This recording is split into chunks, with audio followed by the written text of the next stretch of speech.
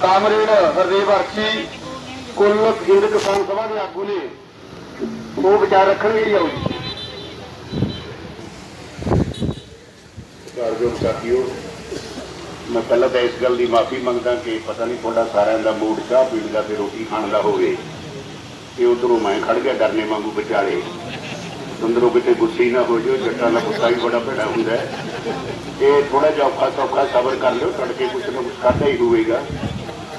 दूजी मैनू इस गल की खुशी है, परमजीत सिंह जी जो बोले कि जी परमजीत सिंह जी पिपलियां बोलणगे, सच है मैं तो बहुत खुश होया कि मेरे नानके पिंड चों भी लीडर उठ खड़े। असीं दाते वास्ते तां बथेरे सी, सारे इलाके ते कब्जा कीता होया है, इट जत्ती तो लीडर निकलदा है, पर ये हुण बरियां तो बरियां वाला बोली जांदा है, पिपली वाला भी आ गया। ये भी एक लहर की तंदुरुस्ती की, लहर की चंगी की, लहर मजबूती की निशानी है कि जदों हर किसान ही लीडर बने। ये एक शुभ शगन है।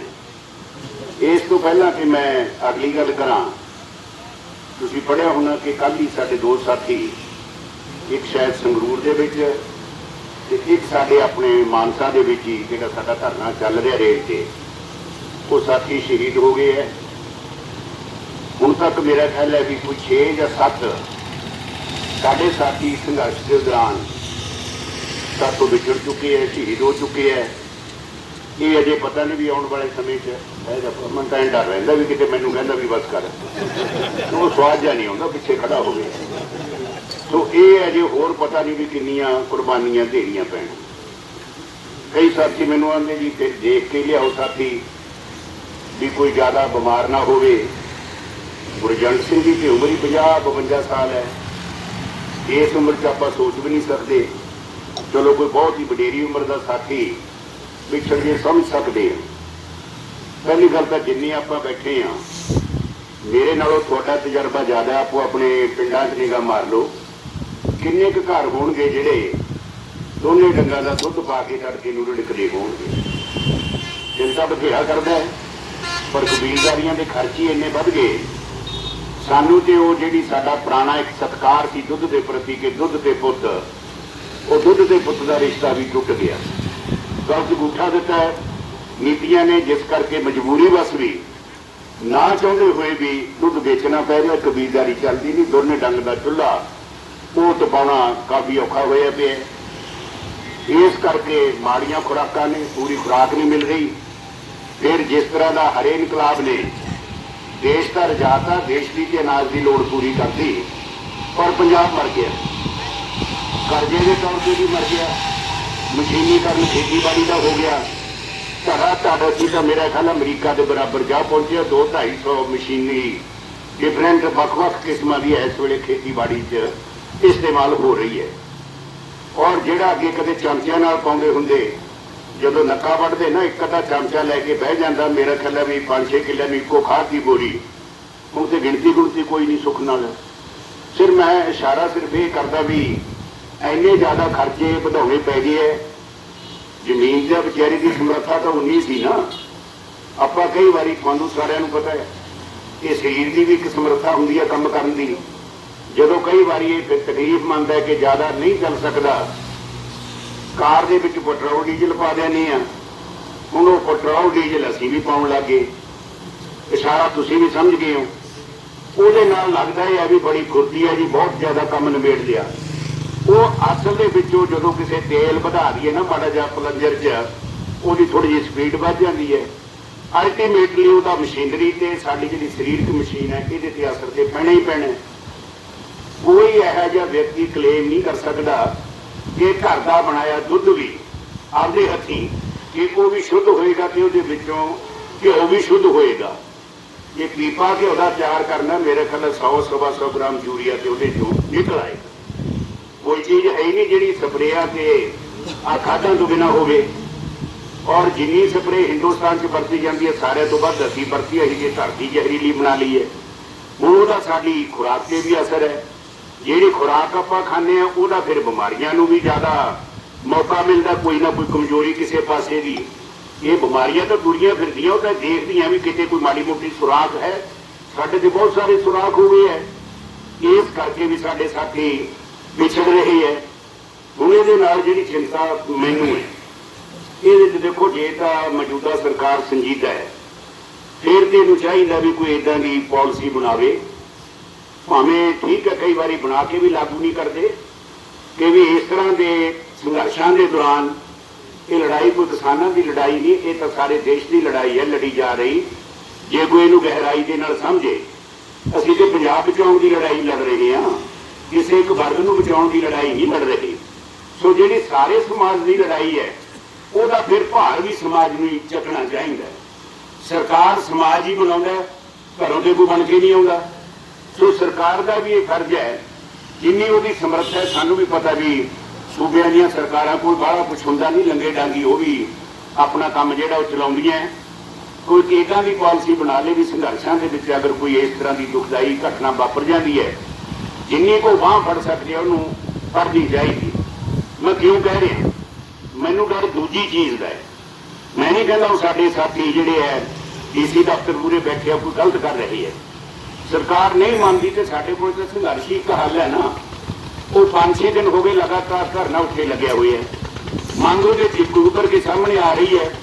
ਅਗਰ ਕਿਤੇ ਸਾਰੇ ਪੰਜਾਬ 'ਚ 20-25 ਇਸ ਤਰ੍ਹਾਂ ਦੀਆਂ ਰੱਬ ਨਾ ਕਰੇ ਦੁਖਦਾਈ ਘਟਨਾਵਾਂ ਵਾਪਰ ਜਾਣ, ਆਪਾਂ ਸਾਰੀ ਲੜਾਈ ਦਾ ਕੇਂਦਰ ਬਿੰਦੂ ਉਹ ਬਣਾ ਦਈਏ। ਇਹਦਾ ਮਤਲਬ ਹੈ ਜਿਹੜੀ ਅਸਲ ਲੜਾਈ ਹੈ ਉਹ ਤੇ ਫਿਰ ਪਿੱਛੇ ਹੋ ਗਈ। ਮੈਂ ਉਸ ਗੱਲ ਤੋਂ ਡਰਦਾ। ਕਈ ਵਾਰੀ ਛੋਟੀ ਲੜਾਈ ਨੰਬਰ 1 ਤੇ ਆ ਜਾਂਦੀ ਹੈ, ਵੱਡੀ ਲੜਾਈ ਪਿੱਛੇ ਚਲੀ ਜਾਂਦੀ ਹੈ। ਇਹ ਤੁਹਾਡਾ ਦੁਸ਼ਮਣ ਵੀ ਚਾਹੁੰਦਾ ਕਿ ਅਸਲ ਲੜਾਈ ਤੋਂ ਧਿਆਨ ਹਟਾਇਆ ਜਾਏ। ਤਾਂ ਮੈਂ ਕਿਹਾ ਵੀ ਇਹ ਤਾਂ ਜਿੱਥੇ ਸਾਨੂੰ ਦੁੱਖ ਹੈ, ਸਾਡੇ ਸਾਥੀ ਵਿਛੜ ਗਏ, ਉੱਥੇ ਸਰਕਾਰਾਂ ਦੇ ਫਰਜ਼ ਹੈ ਕਿ ਜੋ ਤੁਸੀਂ ਦਿਲੋਂ ਅਗਰ ਸਾਡੇ ਨਾਲ ਜੋ ਤੁਸੀਂ ਕਹਿੰਦੇ ਹੋ ਅਸੀਂ ਵਿਸ਼ਵਾਸ ਕਰ ਲੈਂਦੇ ਹਾਂ, ਤਾਂ ਸਾਨੂੰ ਆ ਧਰਨਾ ਮੁਜ਼ਾਹਰਾ ਨਾ ਕਰਨਾ ਪਵੇ। ਅਸੀਂ ਜਿਹੜੀ ਵੱਡੀ ਲੜਾਈ ਹੈ ਸਾਰੀ ਤਾਕਤ ਉਸ ਵੱਡੀ ਲੜਾਈ 'ਚ ਝੋਕੀਏ। ਇਹਦੀ ਜਿੰਨੀ ਤੁਹਾਡੀ ਸਮਰੱਥ ਹੈ ਉਹਦੇ ਮੁਤਾਬਕ ਬਾਂਹ ਫੜੋ। ਕਈ ਕਹਿੰਦੇ ਜੀ ਇਹਦਾ ਮਤਲਬ ਹੈ ਤੁਸੀਂ ਨਾਲੇ ਕਹਿੰਦੇ ਸ਼ਹੀਦ ਹੋ, ਨਾਲੇ ਤੁਸੀਂ ਫਿਰ ਸ਼ਹੀਦਾਂ ਦਾ ਮੁੱਲ ਮੰਗਦੇ ਹੋ। ਕੋਈ ਮੁੱਲ ਨਹੀਂ ਮੰਗਦੇ। ਸ਼ਹੀਦਾਂ ਦਾ ਕਦੇ ਕੋਈ ਨਾ ਮੁੱਲ ਕੋਈ ਦੇ ਸਕਦਾ, ਨਾ ਕੋਈ ਮੁੱਲ ਮੰਗਦਾ। ਅਸੀਂ ਵੀ ਜਦੋਂ ਕਿਸੇ ਸਾਥੀ ਦੇ ਵਾਸਤੇ ਖੜਦੇ ਹਾਂ ਉਦੋਂ ਦੇਖਦੇ ਹਾਂ ਕਿ ਇਹਦੇ ਪਰਿਵਾਰ ਦੀ ਕੋਈ ਏਦਾਂ ਦੀ ਮਾਲੀ ਹਾਲਤ ਹੈ ਕਿ ਜੇ ਘਰ ਦਾ ਇੱਕ ਕਮਾਊ ਬੰਦਾ ਵਗ ਗਿਆ ਤੇ ਮਗਰੋਂ ਬਈ ਉਹ ਪਰਿਵਾਰ ਦੀ ਕਬੀਲਦਾਰੀ ਸਾਂਭ ਸਕਦਾ। ਜਿੱਥੇ ਕੋਈ ਸਾਂਭ ਸਕਦਾ ਸ਼ਾਇਦ ਅਸੀਂ ਅੱਖਾਂ ਮੀਚ ਲਈਏ ਕਿ ਚਲੋ ਬਈ ਘਰੋਂ ਰੱਜਿਆ ਪੁੱਜਿਆ ਮਾੜਾ ਮੋਟਾ ਇਹਦੇ ਕੋਲੇ ਹੈ ਨਾਲੇ, ਤੇ ਜਿਹੜੇ ਦੇ ਵਿਚਾਰੇ ਦੇ ਇਕੱਲੇ ਹੀ ਤੇ ਨਿਰਭਰ ਹੈ, ਜ਼ਮੀਨ ਨਾ ਮਾਤਰ ਹੈ, ਥੋੜੀ ਹੈ, 2-2.5 ਏਕੜ ਹੈ। ਜੇ ਉਹਦੀ ਥੋੜੀ ਬਹੁਤੀ ਬਾਂਹ ਫੜੀ ਜਾਵੇ ਇਹ ਕੋਈ ਗੱਲ ਮਾੜੀ ਨਹੀਂ। ਪਹਿਲੀ ਗੱਲ ਤਾਂ ਮੈਂ ਸਾਥੀਓ ਇਹ ਕਹਿਣੀ ਹੈ। ਦੂਜੀ ਗੱਲ ਮੈਂ ਕੀ ਕਹਿਣਾ ਚਾਹੁੰਦਾ, ਬਹੁਤ ਸਾਰੇ ਸਾਥੀਆਂ ਦੇ ਦਿਮਾਗ ਦੇ ਵਿੱਚ ਸਵਾਲ ਨੇ ਕਿ ਜੀ 4 ਮਹੀਨੇ ਹੋ ਗਏ ਹੈ, ਕੋਈ ਇਹਦਾ ਨਤੀਜਾ ਤੇ ਨਿਕਲ ਨਹੀਂ ਰਿਹਾ, ਕਿੱਥੋਂ ਤੱਕ ਜਾਵਾਂਗੇ, ਕੋਈ ਇਹਦਾ ਸੁਖਦਾਇਕ ਸਾਡੀ ਆਸ ਦੇ ਮੁਤਾਬਕ ਕੋਈ ਨਤੀਜਾ ਨਿਕਲੇਗਾ, ਜਾਂ ਅਸੀਂ ਹੋਰ ਕਿੰਨਾ ਚਿਰ ਇਸੇ ਤਰ੍ਹਾਂ ਬੈਠਾਂਗੇ, ਜਾਂ ਸਾਡਾ ਅਗਲਾ ਰੂਟ ਕੀ ਹੋ ਸਕਦਾ ਹੈ। ਆਇਆ ਅੰਦੋਲਨ ਇਸੇ ਤਰ੍ਹਾਂ ਸ਼ਾਂਤਮਈ ਢੰਗ ਨਾਲ ਚੱਲੇਗਾ, ਕਿਉਂਕਿ ਖਬਰਾਂ ਤੇ ਤੁਸੀਂ ਵੀ ਪੜ੍ਹਦੇ ਹੋ ਨਾ, ਜਾਂ ਦੁਸ਼ਮਣ ਇਸ ਅੰਦੋਲਨ ਨੂੰ ਕੋਈ ਪੁੱਠੀ ਦਿਸ਼ਾ ਦੇਣ ਵਾਸਤੇ ਕੋਈ ਚਾਲਾ ਚੱਲੇਗਾ ਕਿ ਜਿਹਦੇ ਨਾਲ ਸਾਨੂੰ ਭੜਕਾਟ ਪੈਦਾ ਹੋਵੇ, ਭੜਕਾਟ ਪੈਦਾ ਕਰਕੇ ਅਸੀਂ ਇੱਦਾਂ ਦੇ ਕੋਈ ਐਕਸ਼ਨ ਕਰ ਦਈਏ। ਕਿ ਬਹੁਤ ਸਾਰੇ ਸਵਾਲ ਦੇਖੋ, ਠੋਸ ਸ਼ਬਦਾਂ ਤਾਂ ਇਹਦਾ ਜਵਾਬ ਦੇਣ ਦੀ ਮੇਰੀ ਵੀ ਸਮਰੱਥਾ ਨਹੀਂ, ਜਿੰਨੀ ਕੁ ਮੇਰੀ ਆਪਣੀ ਸਮਝ ਹੈ। ਇੱਕ ਗੱਲ ਦੀ ਮੈਨੂੰ ਸੰਤੁਸ਼ਟੀ ਹੈ, ਲੰਬਾ ਸਮਾਂ ਹੋ ਗਿਆ ਸਾਡੀਆਂ ਜਿਹੜੀਆਂ ਕਿਸਾਨ ਜਥੇਬੰਦੀਆਂ ਦਾ ਜੋ ਇਹ ਕੋਆਰਡੀਨੇਸ਼ਨ ਕਹਿ ਲਓ ਸਾਂਝਾ ਫਰੰਟ ਬਣੇ, ਇਹਨਾਂ ਨੇ ਤਜਰਬੇ ਦੇ ਵਿੱਚੋਂ ਸਿੱਖ ਬਹੁਤ ਪੁੱਛ ਲਏ। ਇਸ ਕਰਕੇ ਸਿਆਣੀ ਲੀਡਰਸ਼ਿਪ ਦੇ ਹੱਥਾਂ ਦੇ ਵਿੱਚ ਹੀ ਭਵਿੱਖ ਹੁੰਦਾ। ਇਹਦੇ ਬੜੇ ਉਤਾਰ ਚੜ੍ਹਾਅ ਆਉਣਗੇ, ਬਹੁਤ ਉਤਾਰ ਚੜ੍ਹਾਅ। ਅਜੇ ਤਾਂ ਦੁਸ਼ਮਣ ਨੇ ਹਮਲਾ ਹੁਣ ਸ਼ੁਰੂ ਕੀਤਾ, ਪਹਿਲਾਂ ਉਹ ਇਸ ਭੁਲੇਖੇ ਦੇ ਵਿੱਚ ਸੀ ਥੱਕ ਟੁੱਟ ਜਾਣਗੇ, ਇਹਨੂੰ ਥੋੜਾ ਜਿਹਾ ਲੰਬਾ ਕਰ ਦਿਓ, ਕਿੰਨਾ ਕੁ ਚਿਰ ਬੈਠਣਗੇ, ਇਹ ਆਪੇ ਦਮ ਟੁੱਟ ਜੂਗਾ। ਹੁਣ ਉਹ ਗੱਲ ਤਾਂ ਉਹਨਾਂ ਦੀ ਸਿਰੇ ਨਹੀਂ ਚੜੀ। ਹੁਣ ਉਹ ਇਸ ਗੱਲ ਦੇ ਵਿੱਚ ਨੇ ਕਿ ਕੁਝ ਅਸੀਂ ਸ਼ਰਾਰਤਾਂ ਕਰੀਏ, ਕੁਛ ਇਹਨਾਂ ਦਾ ਜਿਹੜਾ ਗਰਮ ਖੂਨ ਹੈ, ਨੌਜਵਾਨ ਖੂਨ ਹੈ, ਕੁਛ ਉਹ ਥੋੜੀ ਜੀ ਗਰਮੀ ਪੈਦਾ ਕਰਨ, ਕੋਈ ਇਸ ਤਰ੍ਹਾਂ ਦੀ ਟਕਰਾਅ ਦੀ ਸਥਿਤੀ ਬਣਾ ਦਈਏ, ਕੁਛ ਇੱਦਾਂ ਦੀਆਂ ਘਟਨਾਵਾਂ ਘਟ ਜਾਣ ਜਿਹਦੇ ਨਾਲ ਸਾਨੂੰ ਤਸ਼ੱਦਦ ਦੇ ਨਾਲ ਇਹ ਫਿਰ ਅੰਦੋਲਨ ਦਬਾਉਣਾ ਸੌਖਾ ਹੋ ਜੇ। ਪਰ ਮੇਰਾ ਖਿਆਲ ਹੈ ਵੀ ਜਿਸ ਤਰ੍ਹਾਂ ਦੀ ਸਾਡੀ ਲੀਡਰਸ਼ਿਪ ਹੈ, ਜਿਸ ਤਰ੍ਹਾਂ ਕਿਸਾਨ ਕੁਝ ਕੁ ਲੰਬਾ ਸਮਾਂ ਹੋ ਗਿਆ ਨੂੰ ਆਪਣੇ ਇਹਨਾਂ ਘੋੜਾਂ ਦੇ ਤਜਰਬੇ ਦਾ ਇਹ ਗੱਲ ਉਹ ਭਲੀ ਭਾਂਤ ਸਮਝਦਾ ਹੈ। ਹਰ ਚੀਜ਼ ਦਾ ਨਫਾ ਨੁਕਸਾਨ ਉਹਦੇ ਦਿਮਾਗ ਦੇ ਵਿੱਚ ਹੈ। कि जिन्ना अंदोलन शांतमई रहेगा उन्ना कामयाब रहेगा। जदों अंदोलन हिंसक हो गया उदों अंदोलन जिहड़ा वो फेल हो जाएगा। ये हमेशा ही होंदा है, नाले उहदे नाल लड़ाई पासे हो जाती है। असीं इत्थे बैठे हैं सारे जने, आप वड्डी गिनती च बैठे हैं, इत्थे कोई पुलिस दे लिआउण 100 बंदे, जे उन्होंने कह दें जी चलाओ इन्हों की लाठियां खेती की इतिहास में तो कोई चलाओ नहीं थे यार, है नहीं हथियार से किमें चलाइए जो सानू मूहरों कोई कह नहीं रहे। एक समा बदल गया, समा यह कि हुण असीं कोई 200-300 साल पुराना समा तो है नहीं। हुण तां जिहड़ा साइंस के युग ने आ जिहड़ा इंटरनेट है आ सैटेलाइट के राही हुण जे अमरीका च बैठे भी इत्थे की हो रहा फटाफट कैच हो जाएगा। कहने इतना साधारण लोग बैठे से हथे कुछ भी नहीं सी ते जाके पुलिस ने जबर कर लिया। ਇਹਦਾ जवाब देना दुनिया से बड़ा औखा हो जाता है। आज असीं बराबर चलाउण लग जाइए जां पहल कर दीए फिर दूजी तरह की तस्वीर जाऊगी। सो ये इस नाजुक समय से काफ़ी साडा इम्तिहान का समय है। हुण इहदे च अगली गल जिहड़ी मैं कहनी चाहुंदा, मैं प्रधान जी नाल साझी कर रहा धर्मेंद्र सिंह जी नाल, मैं लीडरशिप दी गल्लां तां नहीं तुहाडे कोले कर सकदा, मैं तां जिहड़ी अपनी जथेबंदी है ਉਹਦੇ ਰਾਹੀਂ जो मैं उन्होंने पहुँचा सकना मेरी राय है कि देखो राजनीतिक पार्टियों के सहयोग तो बिना असीं इकल्ले जित नहीं सकना। हुण उन्हां दा सहयोग का मतलब की है, ये नहीं कि साडे अंदोलन की बागडोर उन्हां के हत्थां च दे दईए, उलट हो जाएगा। क्योंकि राजनीतिक पार्टियां की एक मजबूरी है, उन्होंने साडी लड़ाई भी लड़नी है नाल एनक 2022 की भी ला लेनी है, समझ रहे ना।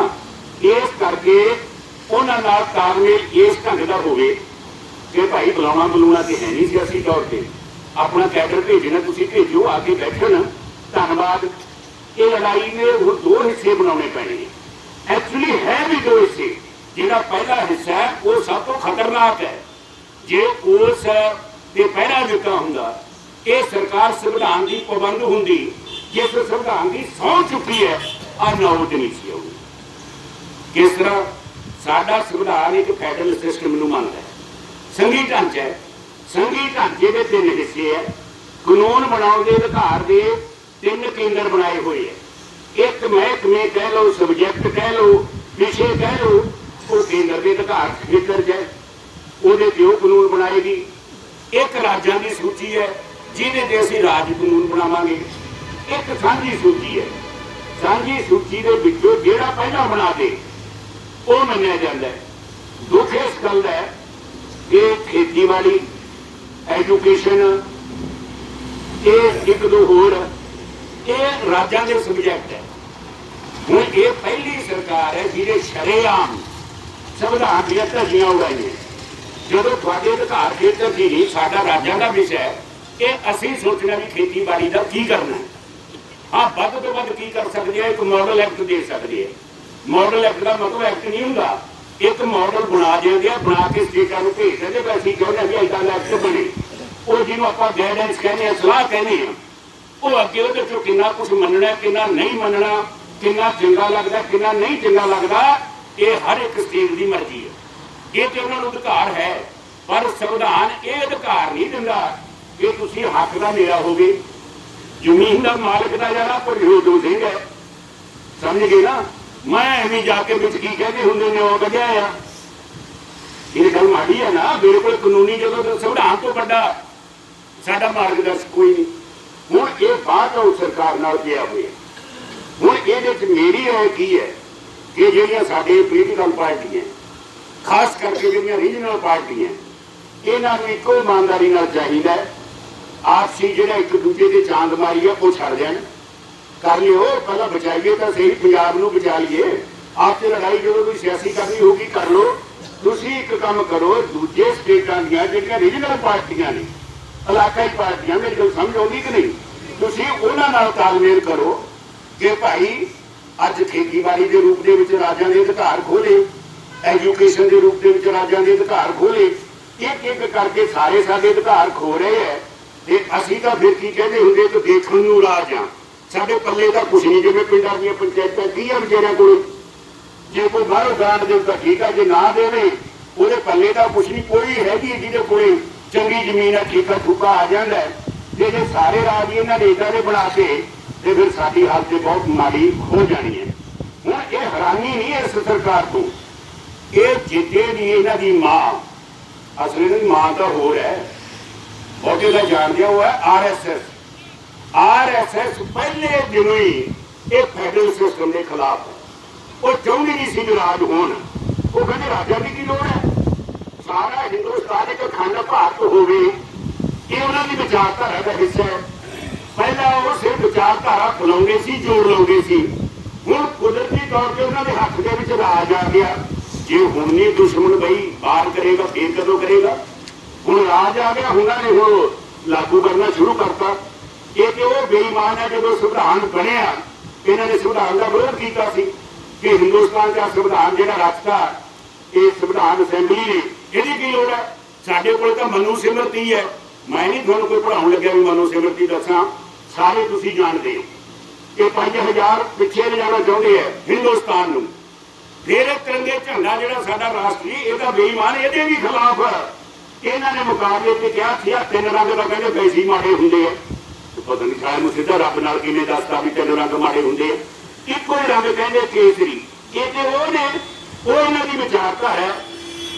हुण अज लागू करन दा कोई सवाल आ सकदा है कि जब सरकार ते इन्हां दी पिछली वारी भी बन गई 5 साल, ये कानून उदों नहीं लागू कीते, हालात नहीं, उदों हालात नहीं सी, एक टैक्नीकली हालात नहीं सी, राज सभा के विच बहुत ज्यादा फर्क सी, इस करके लागू नहीं सी कर सकते।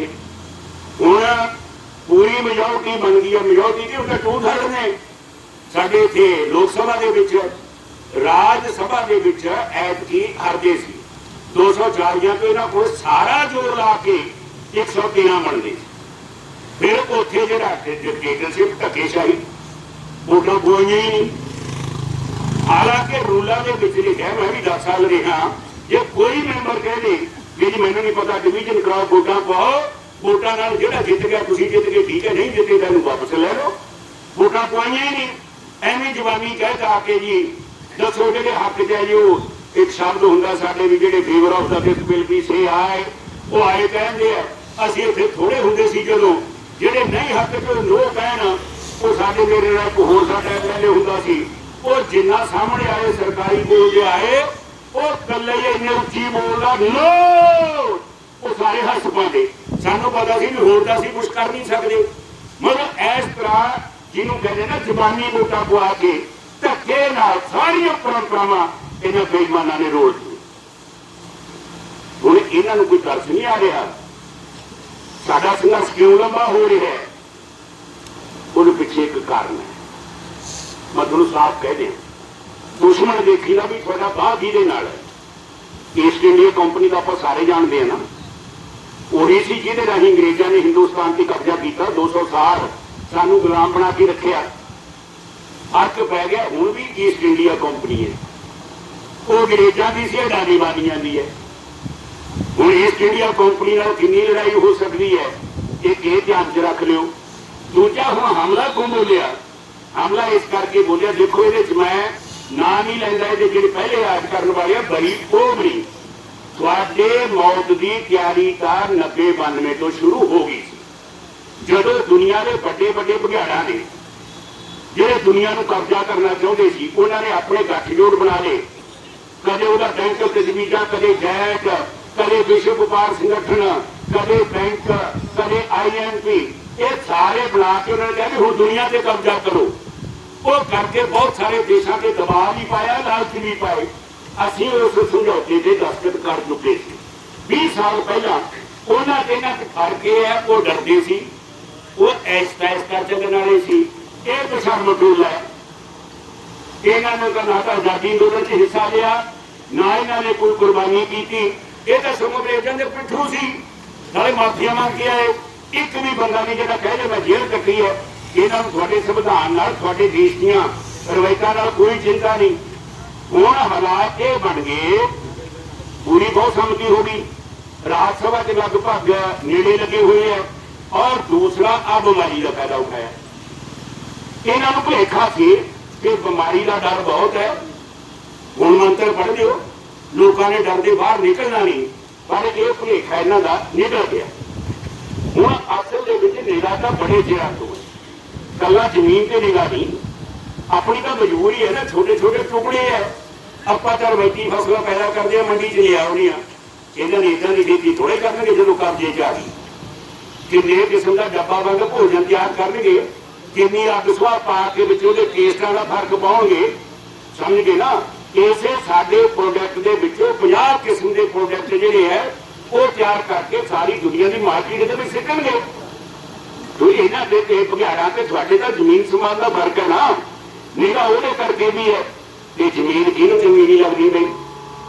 ਤੁਹਾਡੀ ਤਾਂ ਜ਼ਮੀਨ ਕਦਰੋਂ ਲੱਖਾਂ ਏਕੜ ਦੇ ਵਿੱਚ ਹੈ।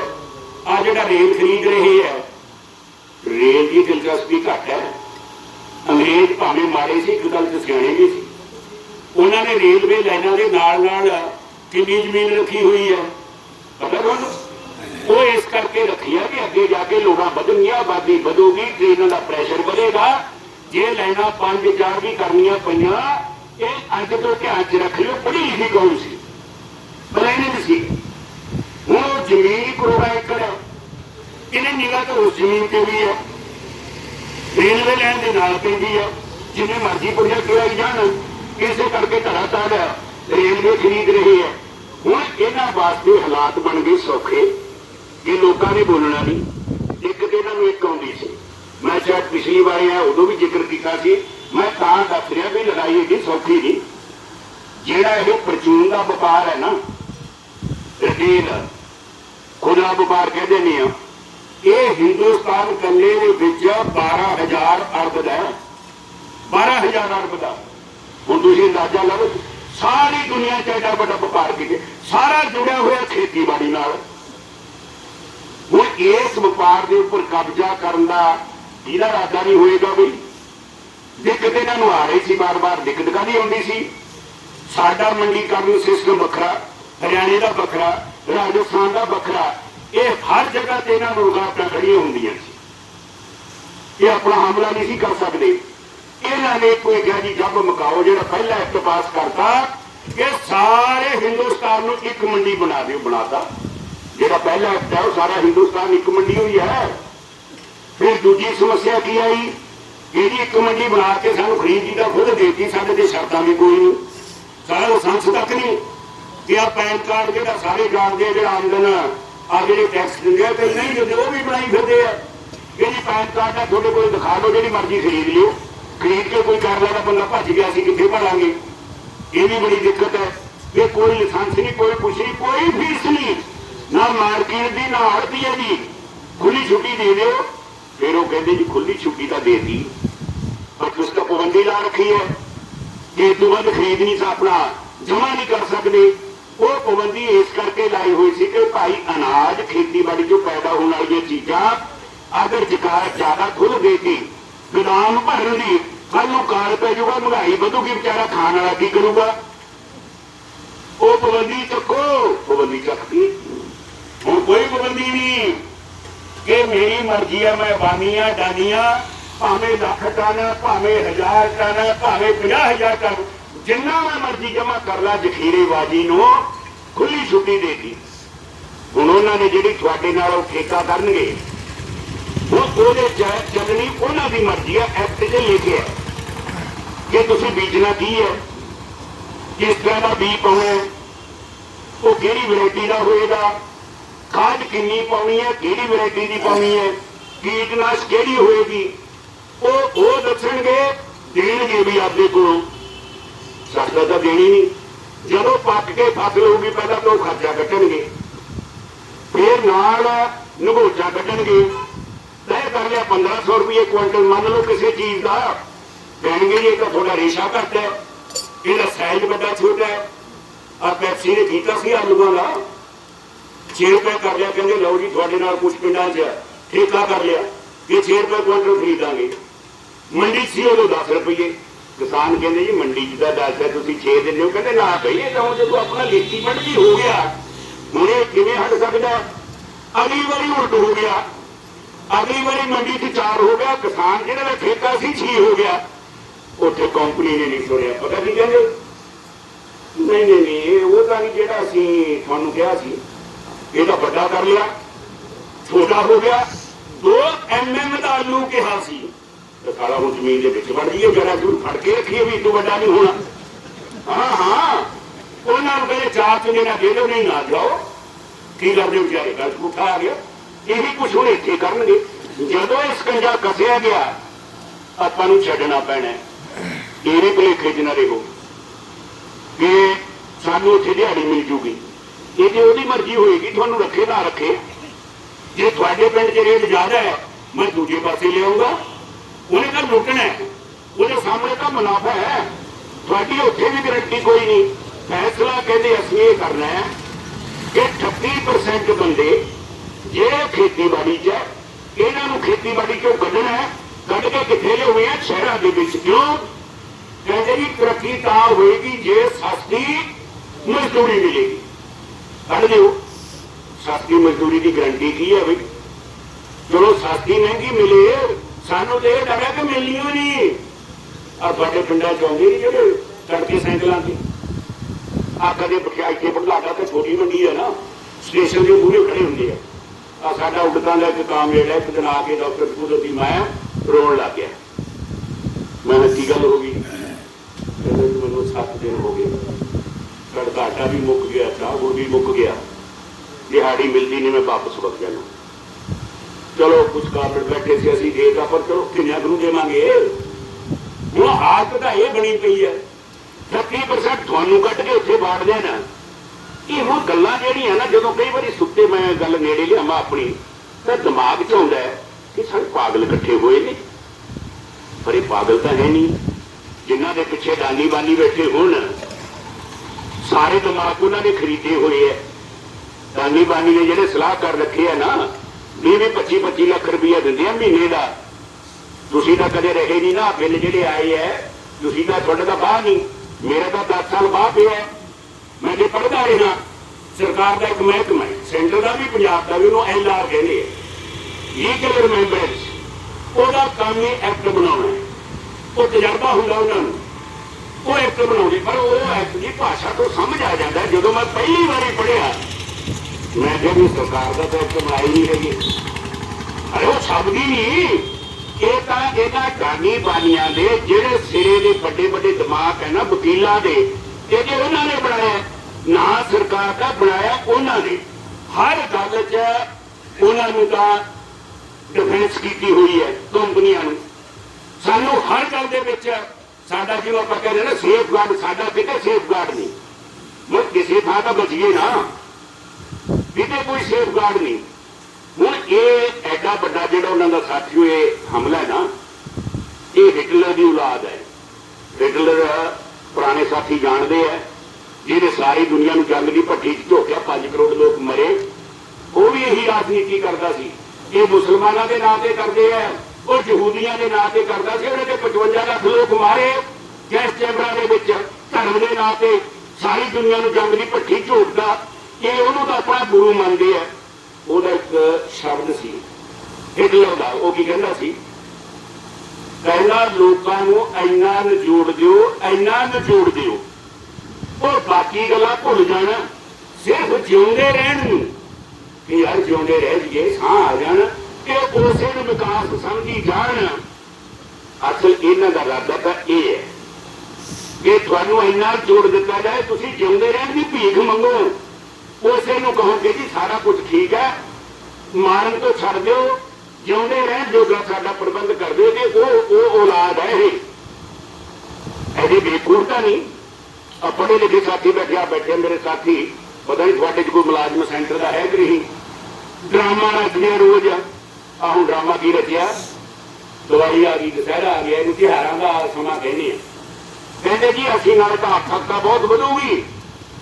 20,000 ਰੁਪਇਆ ਲੋਨ ਦਾ, ਕਰਜ਼ੇ ਦਾ, ਜਿਹੜੇ ਸਰਕਾਰੀ ਮੁਲਾਜ਼ਮ ਹੈ ਉਹਨਾਂ ਨੂੰ ਦੇਦਾ ਕਰਜ਼ਾ। ਇਹ ਤਾਂ ਸਾਰੇ 48 ਲੱਖ ਹੈ ਬਈ। ਆਬਾਦੀ ਸਾਡੀ 135 ਕਰੋੜ ਦੀ ਹੈ। 20% ਕੱਢ ਲਓ, ਚਲੋ ਜਿਹੜੇ ਚੰਗੀ ਰੋਟੀ ਖਾਂਦੇ, 80% ਨੂੰ ਤਾਂ ਲੋੜ ਹੈ। ਉਹਨਾਂ ਦਾ ਤਾਂ ਲੱਖ 'ਚ ਦਾ ਮਾਇਆ ਪਿਆ। ਇਹ ਕਿਵੇਂ ਚੱਲੂਗੀ ਗੱਡੀ? ਨਾ ਤਾਂ ਉਹਦੇ ਸ਼ਰਤ ਕੀ ਲਾਤੀ, ਕਹਿੰਦੇ ਜੀ 3 ਗੁਣਾ ਤੁਸੀਂ ਖਰਚ ਕਰਨਾ, 20 ਅਸੀਂ ਦੇਤਾ, 2 ਗੁਣਾ ਆਪਦੇ ਕੋਲ ਪਾਓ। ਲੈ ਜੇ ਮੈਂ ਲੈ ਲਿਆ 20 ਤਾਂ ਇਹਨਾਂ ਵਾਲਾ, ਇਹਦਾ ਮਤਲਬ 40,000 ਮੈਂ ਹੋਰ ਲਿਆਵਾਂ। ਗੱਲ ਸਮਝ ਗਏ ਨਾ? 40,000 ਹੋਰ ਲਿਆਵਾਂ। ਖਰੀਦਣਾ ਕੀ ਹੈ? ਕਹਿੰਦੇ ਖਰੀਦਣਾ ਉਹ ਹੈ ਜਿਹਦੇ ਤੇ ਘੱਟੋ ਘੱਟ 12% GST ਹੋਵੇ। ਕਹਿੰਦੇ ਇਹਦੇ ਨਾਲ ਵੀ ਪੈਸਾ ਸਾਡੇ ਕੋਲ ਵੀ ਆ ਜਾਊਗਾ, ਬਾਜ਼ਾਰ 'ਚ ਗਾਹਕ ਬਹੁਤ ਆ ਜਾਣਗੇ, ਫਿਰ ਸੌਦੇ ਦੀ ਮੰਗ ਵਧੂਗੀ, ਫਿਰ ਸਾਡੀਆਂ ਫੈਕਟਰੀਆਂ ਚੱਲਣਗੀਆਂ। ਉਹ ਬੇਵਕੂਫੋ ਜੋ ਦਾਨੀ ਬਾਨੀਆਂ ਦੇ ਮਗਰ ਲੱਗੇ ਹੋ। ਦੇਸ਼ 130 ਕਰੋੜ ਦਾ ਤੁਸੀਂ 48 ਲੱਖ ਬੰਦਿਆਂ ਨੂੰ ਉਹ ਵੀ ਸ਼ਰਤਾਂ ਦੇ ਨਾਲ ਦਿੰਦੇ ਹੋ। ਐ ਨਹੀਂ, ਜੇ ਇਹਨੂੰ ਸੰਕਟ ਚੋਂ ਬਚਾਉਣਾ ਸੀ ਨਾ, ਸਾਰਿਆਂ ਤੋਂ ਪਹਿਲਾਂ ਤਾਂ ਅੰਨਦਾਤੇ ਦੀ ਬਾਂਹ ਫੜਨੀ। ਸਮਝ ਗਏ ਨਾ ਕਿ ਭਾਈ ਖੇਤੀ ਕਿਉਂ ਘੱਟੇ ਜੇ ਸਾਡੀਆਂ ਲਾਗਤਾਂ ਵੱਧ ਹੈ, ਹਰ ਸਾਲ ਵੱਧ ਰਹੀਆਂ। ਲਾਗਤਾਂ ਨੂੰ ਰੋਕਣ ਦਾ ਇਰਾਦਾ ਹੀ ਨਹੀਂ ਇਹਨਾਂ ਬੇਈਮਾਨਾਂ ਦਾ, ਕਿਉਂ ਵੀ ਇਹ ਰੋਕ ਨਹੀਂ ਸਕਦੇ। ਠੇਕੇਦਾਰ ਹੈਗੇ ਆ ਨਾ, ਕਮੇਟੀਆਂ ਬਣਾਉਣ। ਆ ਜਿੰਨੇ ਜ਼ਹਿਰਾਂ ਬਣਾਉਂਦੀਆਂ ਸਾਰੇ ਨੂੰ ਕਹਿ ਆ ਜਾ ਬੈਠ ਬਈ, ਕਿੰਨਾ ਖਰਚਾ ਆਉਂਦਾ ਤੇਰਾ। ਜਦੋਂ ਬਾਹਰ ਬੈਠਣਗੇ ਨਾ 250-300 ਤੋਂ ਵੱਧ ਦੀ ਕੋਈ ਜ਼ਹਿਰ ਨਹੀਂ ਵੱਡੀ ਤੋਂ ਵੱਡੀ। ਜੇ ਤੂੰ 300 ਦੀ ਬਣਾ ਲਈ 400 ਦੀ ਵੇਚ ਲੈ। ਪਾਬੰਦੀ ਤਾਂ ਲਾਓ 1200 1300। ਉਹਨਾਂ ਦੇ ਮੁਨਾਫੇ ਤੇ ਕੋਈ ਪਾਬੰਦੀ ਨਹੀਂ। ਟਰੈਕਟਰ 3 ਲੱਖ ਦਾ ਤਿਆਰ ਹੁੰਦਾ, 7 ਲੱਖ ਦਾ ਵੇਚਦਾ। ਮੈਂ ਕਹਿੰਦਾ ਲੱਖ ਦੇ ਦਿਓ ਜੇ ਤੁਹਾਡਾ ਹੇਜ ਹੈ, ਪਰ 3 ਲੱਖ ਵਾਲੇ ਨੂੰ 8 ਲੱਖ ਤਾਂ ਨਾ ਵੇਚੋ। ਸਾਡੇ ਖਰਚੇ ਆਪੀ ਘੱਟ ਗਏ। ਜਿੱਥੇ ਜਿਹੜੀ ਚੀਜ਼ ਮਹਿੰਗੀ ਆ ਉੱਥੇ ਕੋਲੋਂ ਸਬਸਿਡੀ ਦੇ ਦਿਓ ਖਾਦ ਤੇ। ਇਹ ਤਾਂ ਇਹਨਾਂ ਦਾ ਇਰਾਦਾ ਨਹੀਂ ਤਾਂ ਕਿ ਸਾਡੀ ਆਮਦਨ ਵਧੇ। ਜਿਹੜੇ ਬੰਦਿਆਂ ਦਾ ਹੁਣ ਕਾਰੋਬਾਰ ਟੁੱਟ ਗਿਆ, 40 ਕਰੋੜ ਬੰਦਾ ਭੁੱਖਾ ਮਰ ਗਿਆ ਆ ਲਾਕਡਾਊਨ 'ਚ, ਉਹਨਾਂ ਨੂੰ 10-10 ਹਜ਼ਾਰ ਕੀ 7500 ਰੁਪਇਆ ਪਰ ਮਹੀਨਾ 6 ਮਹੀਨੇ ਵਾਸਤੇ ਦੇ ਦਿਓ। ਉਹਨਾਂ ਦੀ ਜੇਬ 'ਚ ਪੈਸਾ ਆਇਆ ਹੁੰਦਾ, ਉਹ ਮੰਡੀਆਂ ਜਾ ਕੇ ਖਰੀਦ ਕਰਦੇ ਜੇ ਤੁਹਾਡਾ ਬਾਜ਼ਾਰ ਆਪੀ ਠੀਕ ਹੋ ਜਾਂਦਾ। ਉਹ ਤਾਂ ਇਹਨਾਂ ਦਾ ਇਰਾਦਾ ਨਹੀਂ। ਬੈਂਕ ਤੋਂ ਲੈ ਲਿਆ 176 ਕਰੋੜ ਰੁਪਏ, 1,76,000 ਕਰੋੜ ਰੁਪਏ ਰਿਜ਼ਰਵ ਬੈਂਕ ਤੋਂ, ਉਹ ਤੇ 1,45,000 ਕਰੋੜ ਅਡਾਨੀ ਵਾਲੀਆਂ ਨੂੰ ਦੇਤਾ। ਹੁਣ ਇਹ ਟੈਕਸ ਘਟਾ ਦੇ, ਤੁਹਾਡੇ ਵਾਸਤੇ ਫਸਲਾਂ ਮੁੱਕਣ ਲੱਗੇ, ਤੁਹਾਡੇ ਵਾਸਤੇ ਮਤਲਬ ਕੋਈ ਪੈਸਾ ਨਹੀਂ। ਸੋ ਜਿਸ ਤਰ੍ਹਾਂ ਦੀ ਸਰਕਾਰ ਹੈ ਨਾ, ਹੁਣ ਇਸ ਹਾਲਾਤ ਦੇ ਵਿੱਚ ਲੜਾਈ ਜਿਹੜੀ ਹੈ ਲੜਨੀ ਸਾਨੂੰ ਪੈ ਰਹੀ ਹੈ। ਹੁਣ ਇਹਦੇ ਸਭ ਤੋਂ ਵੱਡੀ ਜ਼ਰੂਰਤ ਤੁਹਾਡੇ ਧੀਰਜ ਦੀ ਹੈ ਤੇ ਕਿਸਾਨ ਜਥੇਬੰਦੀਆਂ ਦੀ ਬੜੀ ਸਿਆਣਪ ਦੀ। ਹੁਣ ਇਹ ਭੜਕਾਟ ਦੀਆਂ ਤਾਂ ਕਾਰਵਾਈਆਂ ਕਰ ਰਹੇ ਆ। ਸਾਡੇ ਨੇਤਾ ਜਾਂਦੇ ਉਹਦੇ ਉੱਥੇ ਤਾਂ ਤੁਹਾਡੇ ਵਜ਼ੀਰਾਂ ਨੂੰ ਟਾਈਮ ਨਹੀਂ, ਉਹਨਾਂ ਦੀ ਬੇਇੱਜ਼ਤੀ ਕਰਕੇ ਵਾਪਸ ਆ ਜਾਂਦੇ। ਆਹ ਬਾਕੀ ਜਿਹੜਾ ਤੁਸੀਂ ਪੰਜਾਬ 'ਚ ਭੇਜ ਰੱਖਿਆ ਕਿ ਜੀ ਤੁਸੀਂ ਲੋਕਾਂ ਨੂੰ ਜਾ ਕੇ ਸਮਝਾਓ, ਉਹ ਜਿਹਨੇ ਸਾਰੇ ਦੇਸ਼ ਦੀ ਅਨਾਜ ਦੀ ਲੋੜ ਪੂਰੀ ਕਰਤੀ, ਹਰਾ ਇਨਕਲਾਬ ਦੇ ਵਿੱਚ ਪੰਜਾਬ ਗਾਲ ਲਿਆ, ਉਦੋਂ ਇਹਨਾਂ ਨੂੰ ਅਕਲ ਸੀ। ਹੁਣ 70 ਸਾਲਾਂ ਬਾਅਦ ਸਾਨੂੰ ਅਕਲ ਨਹੀਂ, ਹੁਣ ਇਹ ਦੱਸਣਗੇ ਸਾਰੇ BJP ਵਾਲੇ। ਇਹਦਾ ਮਤਲਬ ਕੀ ਹੈ? ਇਹਦਾ ਮਤਲਬ ਅਸੀਂ ਜਾਵਾਂਗੇ ਵਿੱਚ ਆਪਦੇ ਪਿੱਠੂ ਵੀ ਛੱਡਾਂਗੇ, ਕਿਸਾਨ ਆਉਣਗੇ ਵਿਰੋਧ ਕਰਨਾ, ਸਾਡੇ ਕਿਸੇ ਬੰਦੇ ਦੇ ਸੱਟਾਂ ਮਾਰਨਗੇ।